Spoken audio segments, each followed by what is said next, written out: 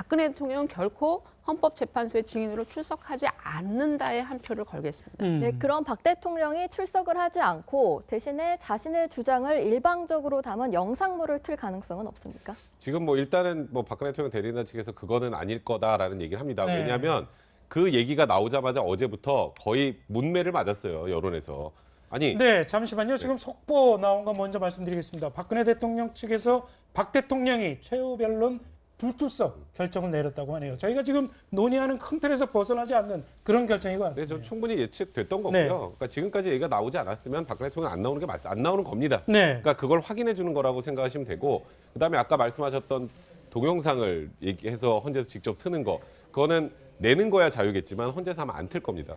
그거는 본인이, 그러니까 헌재 재판관들이 직접 볼 수는 있겠지만 그거야말로 또 한 번 또 여론 호도하기 위한 거지. 이렇게 탄핵 심판 과정에서 본인의 의견을 직접 나와서 밝히는 게 아니라 그렇게 동영상을 통해서 할 수 있다. 그거는 일반 국민은 절대 할 수 없는 걸 대통령만 한다는 거, 그것도 역시 법치주의 원칙에 맞지 않는 거거든요. 네. 그러니까 그걸 하는 것 자체가 법치주의 원칙 파괴이기 때문에 박근혜 대통령 대리인단들도 역시 그래 다 변호사분들이잖아요. 네. 그러니까 그러니까 이 돌아가는 과정을 보니 이거는 오히려 더 역풍을 맞을 가능성이 많다라고 해서 그것도 하지 않을 것 같고요. 결국은 박근혜 대통령은 본인의 입으로 어떠한 내용도 얘기하지 않은 상태로 탄핵 심판 과정이 종료될 가능성이 많습니다. 그렇군요. 박근혜 대통령 내일 오전에라도 급하게 헌재에 나오겠다 이런 뜻을 밝힐 수도 있다고 그런 관측도 나왔는데 결국은 오늘 불출석 결정을 내렸군요. 어떤 배경이라고 보십니까? 결국 뭐 이게 실질적으로 나가서 그 증언을 하는 것이 그렇게 네. 유리하지 않다라고 판단을 한 것 같고요. 그리고 그 자체를 어떻게 보면 아마 심리적으로 본다면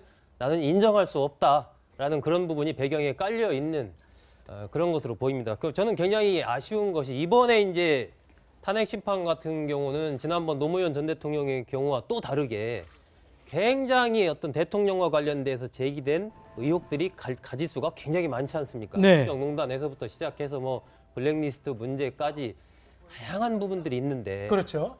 그러니까 이게 지금 대통령이 공식적으로 이런 부분에 대한 입장을 이렇게 하나하나 조목조목 밝힌 적이 한 번도 없는 거예요. 그러니까 기자회견은 그냥 포괄적으로 당신의 생각을 그냥 얘기를 한 거고. 네. 그리고 지난번에 정규재 TV 인터뷰 같은 경우도 어차피 필요한 어쨌건 서로가 좀 답변하기 쉬운 부분만 해서 아주 부분적으로만 이야기를 했단 말입니다. 그렇다면 이번 이 최순실 국정농단 사태 전반에 대한 박 대통령의 생각이 이 공식적으로 드러난 적은 한 번도 없는 것이거든요. 이런 부분들은 이 사건의 중요성에 비추어 봤을 때 앞으로 100년 뒤에 아니면 300년 뒤에 어떤 역사가들이 계속 이 사건에 대해서 다시 연구하고 공부를 할 텐데 네. 그때 대통령이 이 사건에 대한 대통령의 입장이 하나도 없는 거예요. 그렇죠. 저는 이런 부분들이 참으로 아쉽다. 이것은 예. 뭐 당장 현재의 유불리 이런 것을 떠나서 헌재가 뭐 인용을 하든 기각을 하든 그런 문제를 떠나서 나중에 미래의 역사를 봤을 때도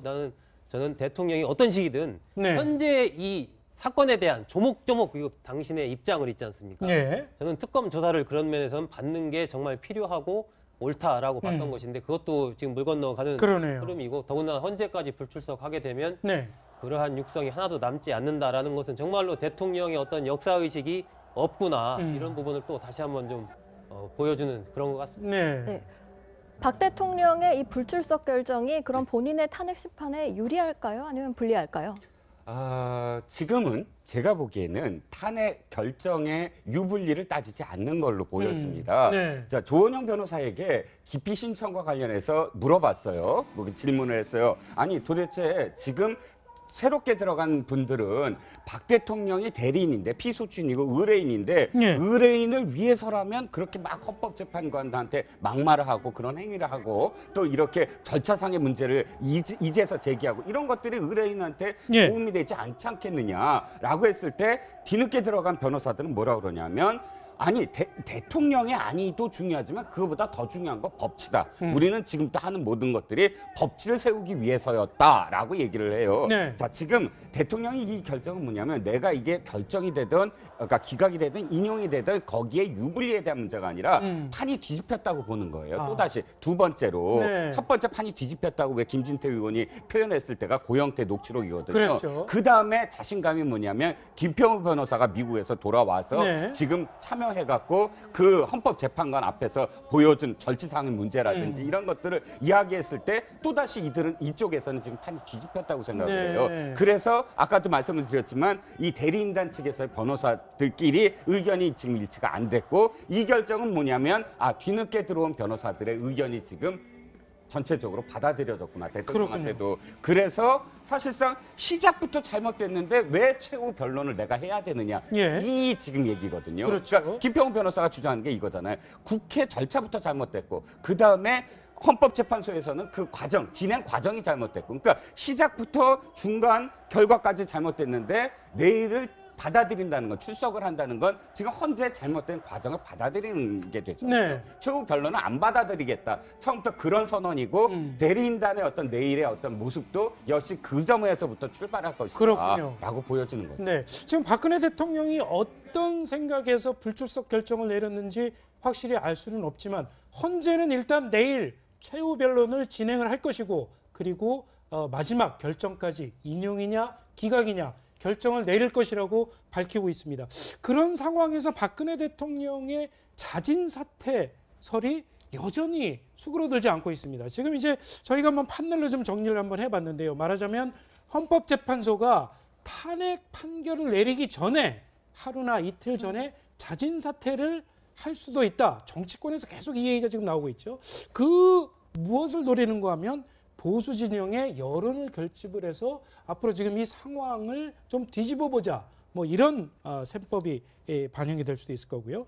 이 자진 사퇴를 한 뒤에는 삼성동 자택에 칩거를 할 수도 있고 또는 뭐 일부에서는 해외 도피설까지도 나오고 있습니다. 그러고 나면 이 여론이 결집이 되고 나면 특검에서도 특별 사면을 받을 수 있지 않겠느냐. 뭐 이런 시나리오가 지금 시중에서 좀 돌고 있는데 이 자진 사퇴 시나리오 얼마나 가능성이 있다고 보십니까? 그냥 일반적 상식적으로는 대통령의 그 자진 사퇴는 시기적으로 너무 늦었죠. 우리 그냥 상식적인 국민의 눈높이로 보면 사퇴에 대한 여론이 있을 때가 있었습니다. 근데 이제 탄핵의 그 이른바 그 헌법재판소의 결정을 코앞에 두고 있는 상황에서 대통령이 만약에 사퇴 카드를 내놨을 때 과연 국민들에게 설득력이 있겠는가라고 하는 거죠. 그렇다면 국민에 대한 설득력이 중요한 것이 아니라 만약에 지금 이 시점에 박근혜 대통령이 자진 사퇴 카드를 내건다라고 하면 그거는 자신의 안위의 문제일 것이에요. 예를 들어서 어느 상황으로 전개될 때 본인이 좀 더 유리해질 수 있는가에 대한 그 100% 판단에 근거해서 아마 자진 사퇴를 얘기할 수도 있겠다. 그러면 자진 사퇴가 제가 볼 때는 지금 상황에서 박근혜 대통령에게는 오히려 개인적으로는 더 유리해질 가능성이 있는 대목들이 몇 가지가 있습니다. 첫 번째는 여기 지금 방금 뭐 특검 특별 사면 요것만 말씀하셨는데 여의도 일각에서는 박근혜 대통령이 자진 사퇴 카드와 자신의 어떤 형사 재판 말하자면 그 재판과 관련되어지는 이 부분을 막 바꿀 수 있다. 이른바 트레이드를 할 수 있다라는 그런 얘기들을 하고 있습니다. 그러니까 박근혜 대통령이 예를 들면 정치권과 어떤 방식으로 협상을 해서 형사상 그 가해져 있는 여러 가지 지금 문제들 이런 것들을 만약에 그냥 간접적 사면을 받을 수가 있다면 사실은 자진 사퇴 카드를 내놓을 수 있다라는 것이죠. 그걸 정치권에서 예를 들면 뭐 유력한 대선 주자와 협상할 수 있다 이런 얘기도 나오고 있죠. 물론 문재인 전 대표는 그런 거 없다. 절대로 일어날 수 없는 일이다라고 못 받고 있지만 이런 시나리오를 짠다는 것이죠. 그렇게 하면 본인에게 최소한 박근혜 대통령은 형사상 져야 되는 여러 가지 죄벌에 관련되는 그런 부분에 대해서 피해갈 수 있는 그런 유리한 그런 어떤 수단으로서의 이 자진 사퇴 카드를 만지작거릴 수 있는 거 아니냐 이런 것이고 또 하나는 지금 자진 사퇴를 하게 되면 실제로 그 자유한국당을 포함해서 이른바 보수 진영의 대선 일정에 상당 부분 영향력을 행사할 수 있게 됩니다. 박근혜 대통령이. 여전히 자신이 완전하게 지금 무슨 형사 재판에 가 있는 것도 아니고 탄핵 부분도 지금 어떻게 진행될지 모르지만 그것도 멈출 수 있는 가능성들이 있거든요. 그렇다면 이런 부분들을 통해서 이른바 친박 또는 박근혜 대통령의 또 다른 정치적 영향력을 한 번 더 다음 대선에 투영할 수 있는 가능성도 충분히 잡게 되는 것이죠. 그래서 정치적으로 또는 형사상으로 박근혜 대통령은 현재로서 자진 사퇴 카드를 통해서 굉장히 유리해질 가능성이 있다는 거죠. 그러니까 여의도 일각에서는 이게 일부의 소망성이 아니라 기본적으로는 박근혜 대통령 입장에서 충분히 고려해 볼 수 있는 것이다 이렇게 보고 있는데. 그렇군요. 네, 방금 들어온 속보입니다. 박 대통령 대리인단 측에서 헌재에 내일 최종 변론에 불출석하겠다고 공식 통보를 했습니다. 네, 우상호 원내대표는 자진 사퇴 시나리오에 대해서 이렇게 말했습니다. 영상 보시겠습니다. 자연인으로 들어갔을 때에 사법 처리를 막을 생각으로 제안하는 거라면 저는 그건 정말 택도 없는 소리다 이렇게 합니다.